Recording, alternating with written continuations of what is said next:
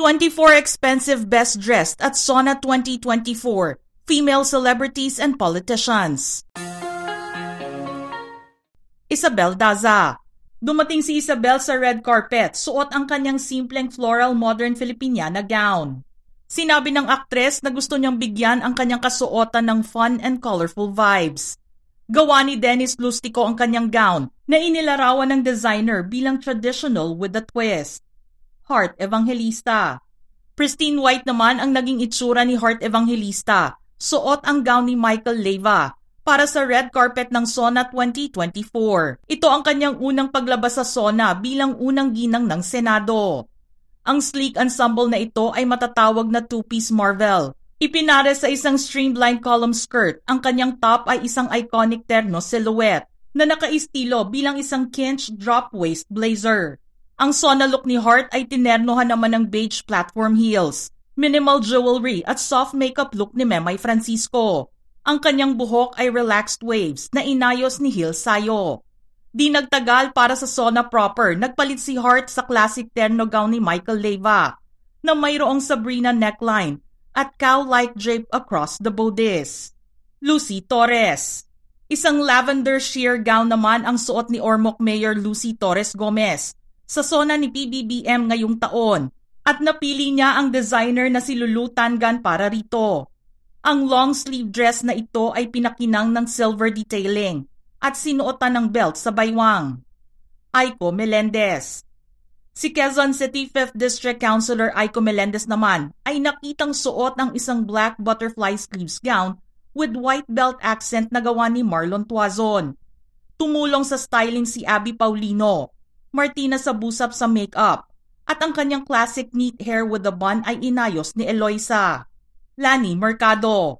Ang kinatawan ng ikalawang distrito ng Cavite na si Lani Mercado Revilla ay nagsuot ng Filipiniana with pinya fabric na may pink and green floral details para sa sesyon ng Senado.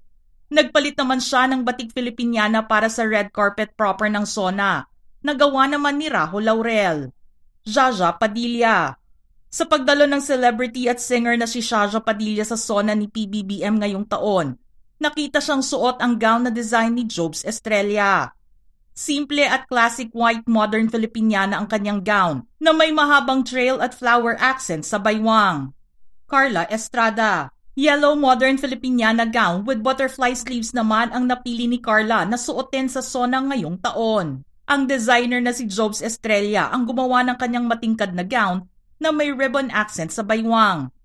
Inayos naman ni Enrico Gabato ang kanyang buhok at makeup ni Eman Concepcion.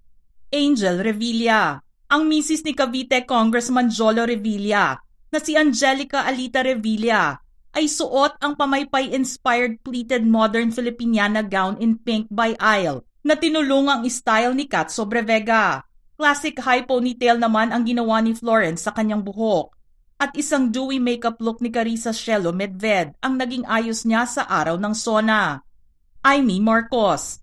Ang nakatatandang kapatid ng Pangulo na si Senator Amy Marcos ay ipinakita ang kanyang berdeng Filipiniana na ang manggas ay dinisenyo na inspired sa Amorsolo painting na planting rice sa pagbubukas ng 19th Congress. Moro armor inspired naman ang suot niya sa SONA proper. Bianca Manalo. Napili ni Bianca si Joe Rubio para magdisenyo ng kanyang SONA 2024 gown.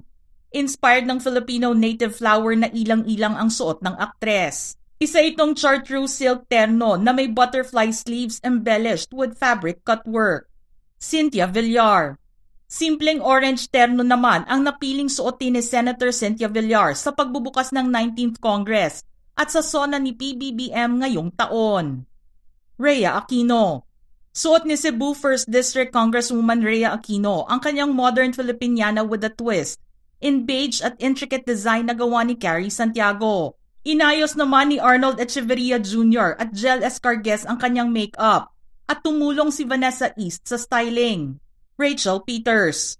Si Miss Universe Philippines 2017 at Mrs. ni Camarines Sur 5th District Congressman Mix Villafuerte na si Rachel Peters ay suot ang gown at shoes ni Anthony Ramirez. Inabel o hinabol ang gamit na tela sa kanyang gown mula sa munisipyo ng Buhi sa Camarines Sur. Ipinakita nila ang isang magandang lokal na tela mula sa ating mga kababayan. Cheska Imperial.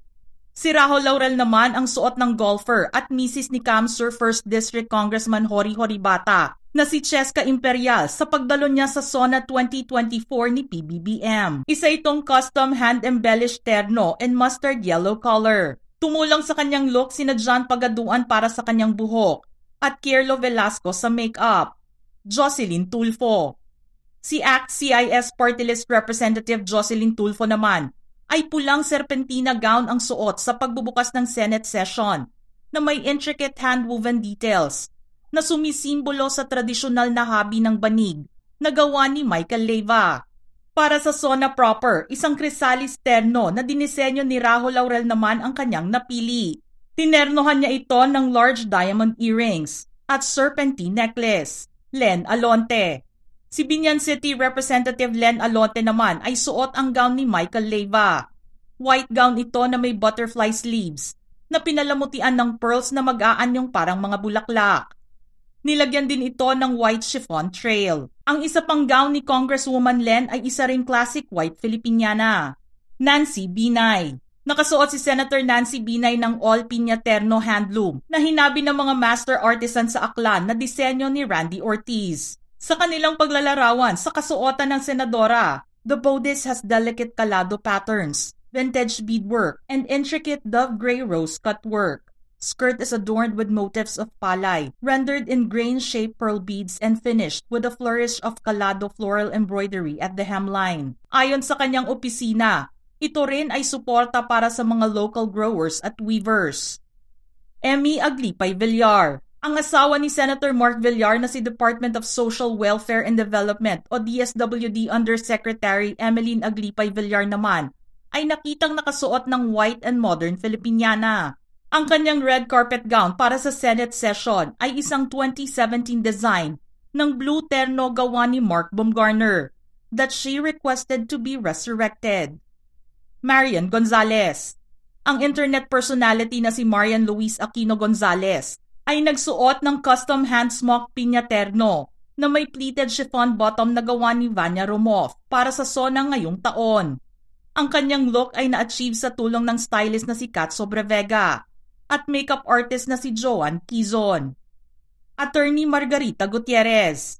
Suot naman ni Attorney Margarita Gutierrez at DILG Undersecretary for Plans, Public Affairs and Communication ang white gown na may butterfly sleeves design na nilagyan ng crystal embellishments as accents. Napili niya si Mark Baumgartner na magdisenyo ng kanyang gown sa SONA ngayong taon. Maria Ana Katrina Pimentel.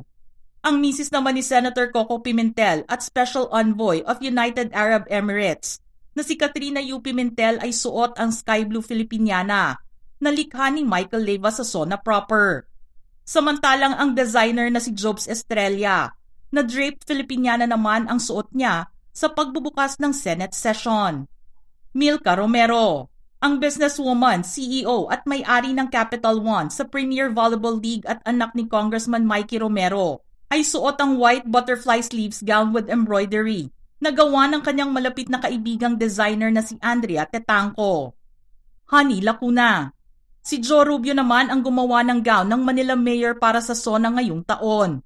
Suot niya ang isang black Filipiniana at para sa design nito, gustong magpakita ng alkalde ng mga detalye sa kanyang gown na magre-represent kung paano nagsimula ang kalakalan. Pinalamutian ito ng mga beads na inspirasyon ng ginto at alahas ng Ongpin, Maynila na nagbibigay pugay sa mga mangangalakal na Filipino-Chinese. Marga Nograles. Si Poy Quiñones ang kinuha ni Tourism Board COO Marga Nograles para magdisenyo ng kanyang susuoting gown sa SONA 2024. Suot niya ang isang steel blue Filipiniana na pinalamutian kung saan ang skirt hems ay idinisenyo na may mga bilog na hugis na mukhang kahawig ng isang shell at butterfly sleeves. Mga ka-showbiz peeps, ano ang inyong reaksyon sa ating listahan ngayon? Type your thoughts in the comment section below.